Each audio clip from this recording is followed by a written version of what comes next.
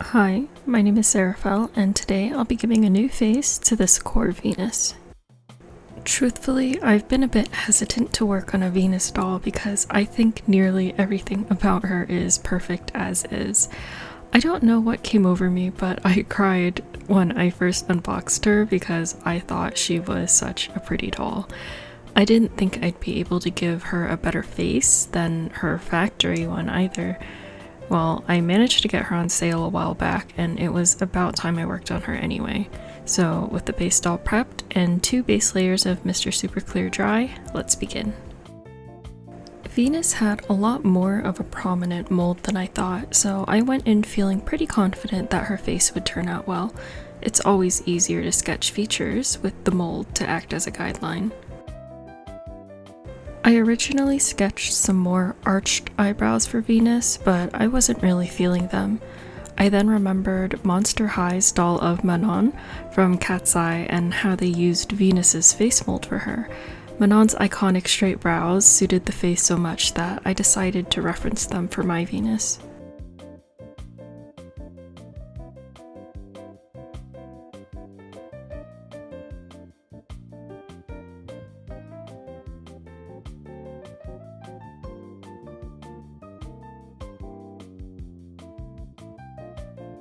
With the sketch and the base colors laid down, it's time for the pastels.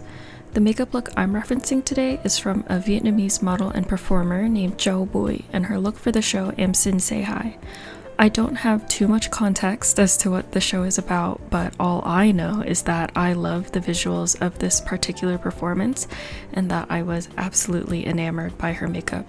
Chicho is very obviously wearing stage makeup, so I'll be simplifying the look to create my everyday core Venus look. When it comes to referencing real life makeup, I like to break down the steps of the look as if I were to do them on myself. Of course, you should always go from lighter to darker colors.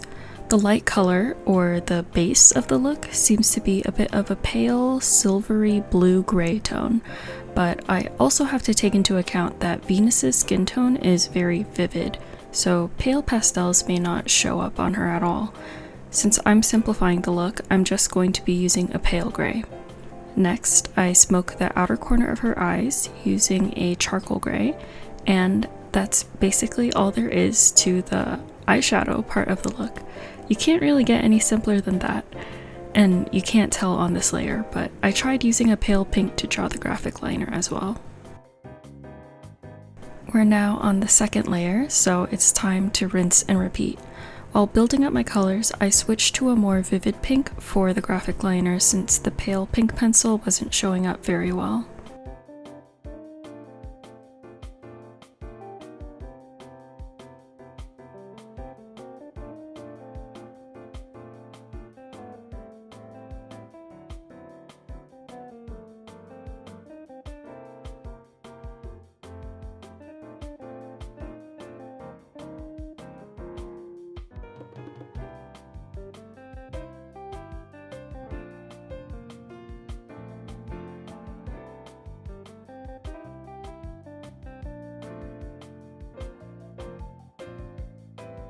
I didn't get to talk about her lip color earlier, so I'll mention it now. I wasn't sure if a peachy pink would show up well on Venus, so I stuck to the pink tones that were already on her base doll. To make sure the pink looked more natural sitting on her lips, I used a green around and in the corner of her lips, almost like lip liner.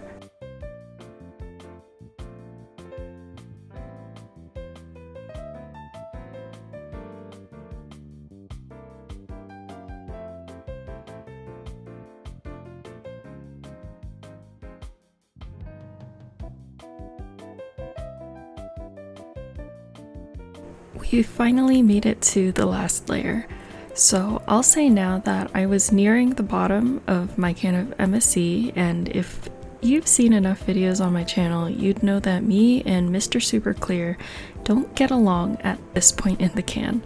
For example, I tried to sketch her teeth, but it felt like the pencil just would not stick to the vinyl.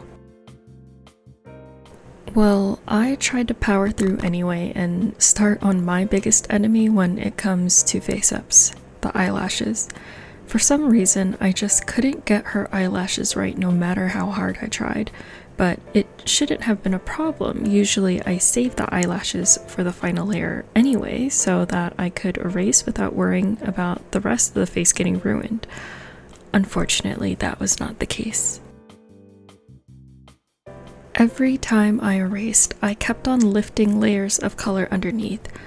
I have no clue why this happened, but I can only assume that maybe because I was nearing the bottom of my can, there wasn't a new even layer of MSC to separate from the previous layer. I don't know. I tried to keep pushing through, thinking I could hide the patchiness with more pastel, but it bothered me really badly. Knowing I was probably going to wipe her, I wet my watercolor pencils and started to play around on her face just to see what she'd look like if I didn't have to restart.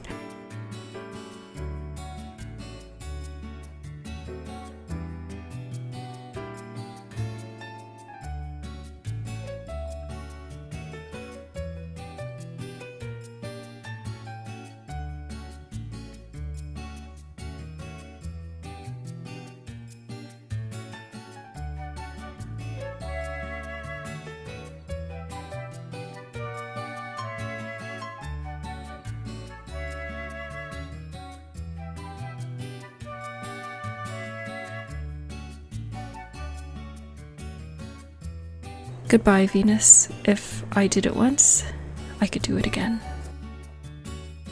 After I wiped her, I took the time to lock in and redo her, so I don't have recordings of my first 2 layers this time, but I'm glad I restarted. I think she turned out a lot cleaner than my last attempt.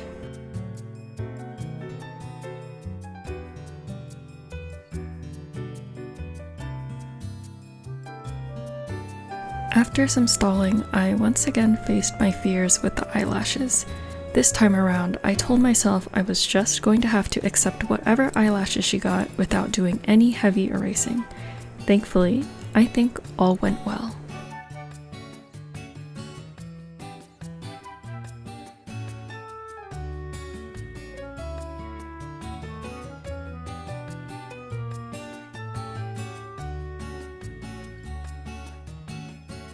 I did unfortunately decide to skip out on her fangs.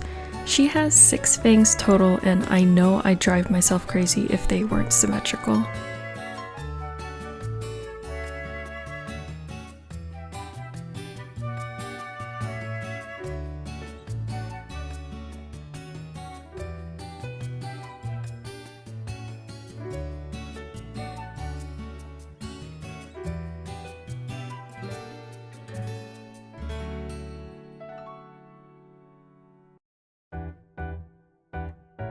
And with her catch lights, she's finally come to life.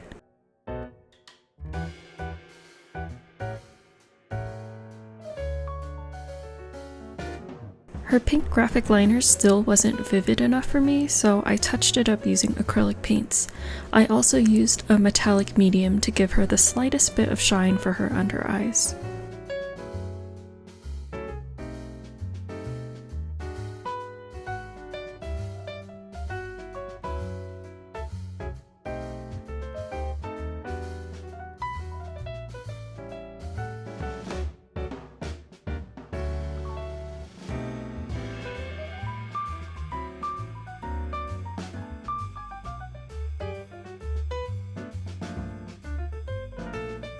Venus doesn't need any intricate hair care, so she gets to be free as soon as the 2 final layers of MSC are dry. I removed her from her wraps and gently picked off any dust that may have gotten caught on the final layers.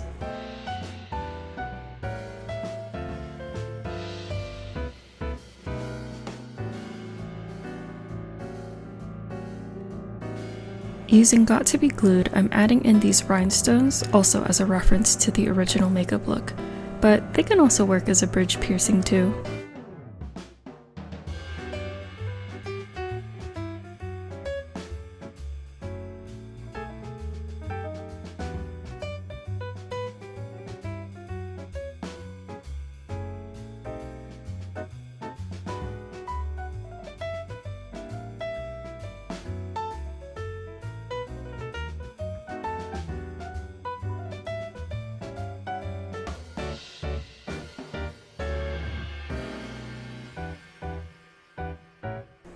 And finally, she gets one layer of gloss varnish on her lips.